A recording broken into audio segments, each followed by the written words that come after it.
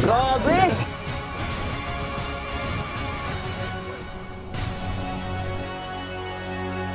Grabe tong nakalaban kong tiga Maynila guys, napakalakas. Anong kailangan nyo kay Check? Papalaban po sana ako sa kanya eh. Malakas ba yan? Saan kayo galing? Galing nga ng pamilya, galing Santolan. Galing pang Santolan guys, pumunta dito para kalabanin ni Check. Tingnan natin kung worth it ba yung punta niya dito. Siguraduhin kung sulit yung punta ko dito. Halatang pinaghandaan niya ng husto tong laban na to kasi bawat galaw niya sobrang pulido. Tayo ko! Sinasabayan ko lang siya nung una kasi prequel lang naman yung gamit niyang battle spell kaya feeling ko kayang-kaya ko. Ngunit ang nangyari ay ganito. Grabe! Pinitiligiran na ako sa mukha. Hanggang sa dumating na yung oras na nasobrahan na siya sa pag-aasim, parang nag-dive sa swimming pool na 10 feet ang lalim. Pumasok! Pumasok siya! Dahil sa malaking pagkakamali niyang yun, sa wakas nakabawi na ako. Kahit magkasalubungan kami, hindi na ako kinakabahan dito. Sa bawat pagtuhog ko ng sibat, malaking isda ang aking nalalambat. Kapag kumagat sa pain, doon ko nasisimulang maratrat. Ipit! Sa puntong to, nasobrahan ako sa pag-iingat. Paglabas niya, akin siya agad nasalat. Bulaga! Ngunit sa bawat kasiyahan, palaging may kapalit na lungkot. Nagulat ako nang bigla niya akong tinoroto. Nasaktan ako ng sobra sa damage niya. Pinilit kong makatakas, ngunit huli na ang lahat at di na umubra. Sayang! Nang mabuhay akong mag-uli, sinubukan kong makabawi. Umisod lang ako ng kaunti para maiwasan ang pagkakamali. Dito na magkakaalaman kung sino ang mapupuri. Nalo na ako dito. Hirap. Kaya ba ata?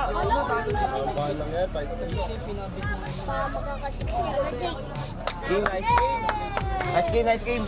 Pili ka, Shyrox perfume o finger sleeve? Finger sleeve na lang. Nice game, nice game, nice game. Last din guys, butikan na ako ng early. Coach, may galaw doon si Jake, galaw-gaw. Coach, anong pinagsasabi nito? Galaw-gaw daw ako? Siguraduhin mo lang naman nanalo ka sa akin ha? Ito na yata yung pinaka nakakainis na nakalaban ko. Isipin nyo, sinabihan niya kaagad ako ng galaw-gaw kahit hindi pa nagsisimula ang ralo. Unang sabayan namin, nilabas ko na kaagad yung lakas kong 100%.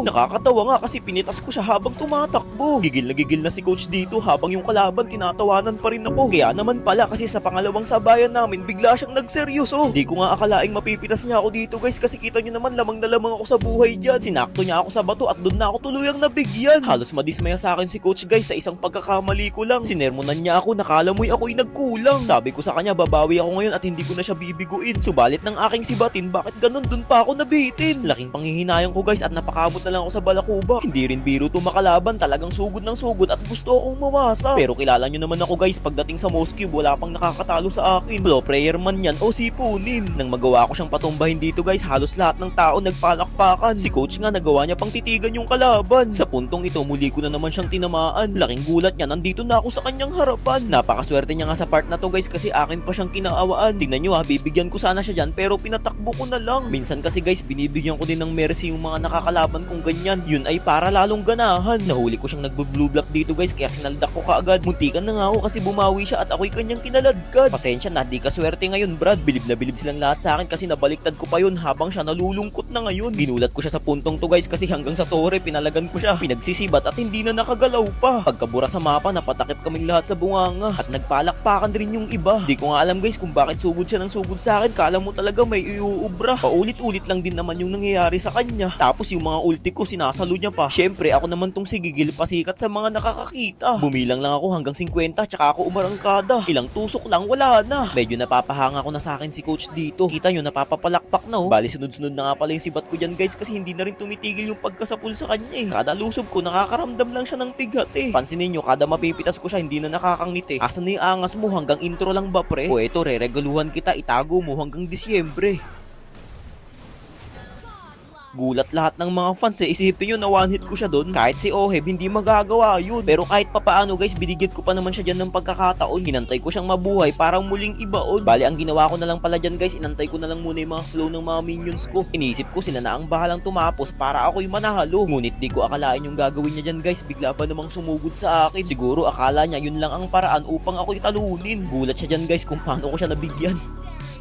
At ayun na nga guys, hindi pa rin ako natatalo hanggang ngayon kasi may coach na ako eh. Manalo na ata.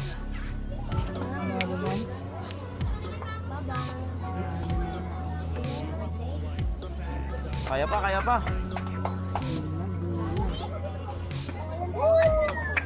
Nice game, nice game. Guys, sobrang aga ko nagising ngayon kasi magpa-practice kami ni coach ng 1v1. Tingnan nyo, kumakain na kami ni Nanad de Coco. Lugaw lang yan guys, pero masarap. Tingnan nyo guys, oh, sarap na sarap si Nanad de Coco. Yan. Ayoko yan. Di makita ni Yaya eh.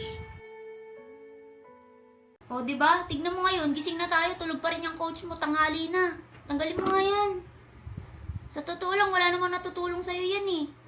Dati kaya mo naman ng 1v1 nang walang coach eh. Parang wala namang ginagawa yan, gigising na lang, kakain, matutulog. Ano natutulong yan sa'yo?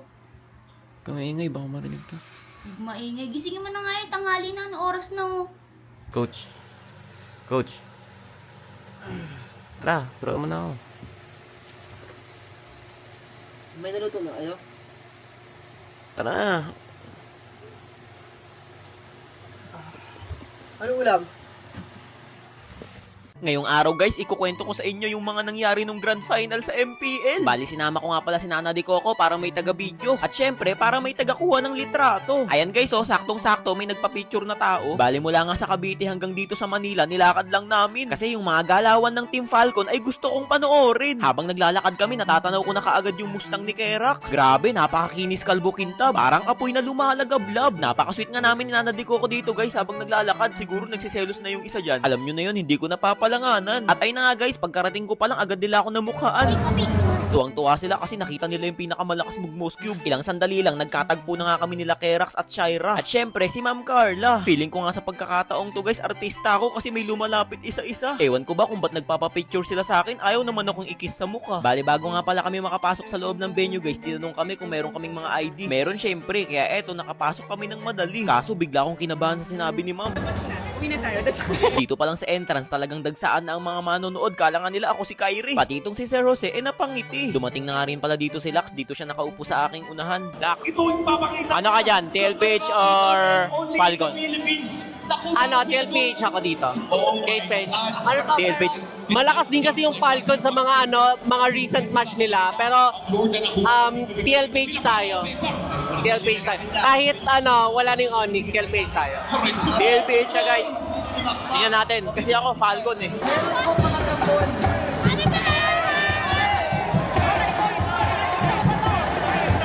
At ay na nga guys, ang nanalo nga pala dito ay TLPH.